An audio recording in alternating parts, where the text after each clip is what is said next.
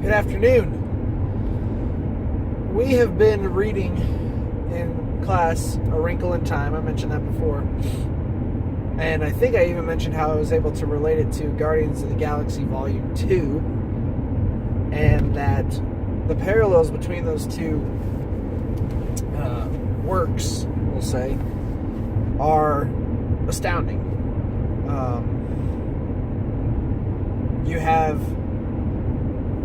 in Guardians of the Galaxy Peter Quill, who is on this search for his father, and is traveling through space and even through time, completing tasks and finding himself in the process. And in Wrinkle in Time, you have Meg, who is on the same journey, looking for her father and traveling through space and time and trying to discover who she is and come to terms with her faults and the things that are wrong with her in order to come out stronger in the end. And then upon finding their fathers, this is where it kind of gets a little bit separate, but not totally. Upon finding their fathers, Meg realizes that this it that is casting this darkness that she's been fighting across all these planets, Earth and the planet that it resides on in Camazotz, she discovers that it is this large brain at the center of the planet that is in charge of kind of changing all the planets that it comes into contact with. And in Guardians of the Galaxy Volume 2, you have the same deal. You have Ego, which, don't even get me started on the whole Freudian aspect, id, it, ego, whatever. Take that for what you will.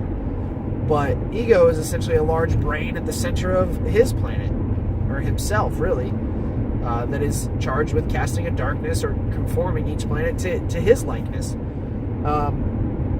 And the parallels there are crazy, but then today I was able to equate it again to another thing that the kids are familiar with, and that's the Justice League movie that came out last year.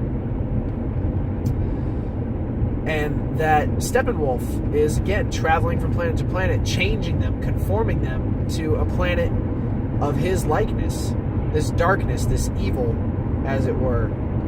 And he has these little minions, these scouts that feed on the fear and insecurity of the people that are defending their home planet. And so just some cool parallels from this book that was written in the 1960s about a scientific concept that didn't even come close to existing, just barely at the cusp of the space race, is relevant to kids that are 9 and 10 years old today in new ways that are still the same as the old ways.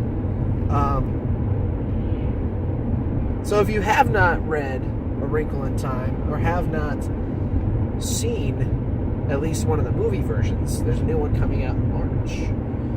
I urge you to do that because it's a story that is timeless, which is ironic because it deals with time travel.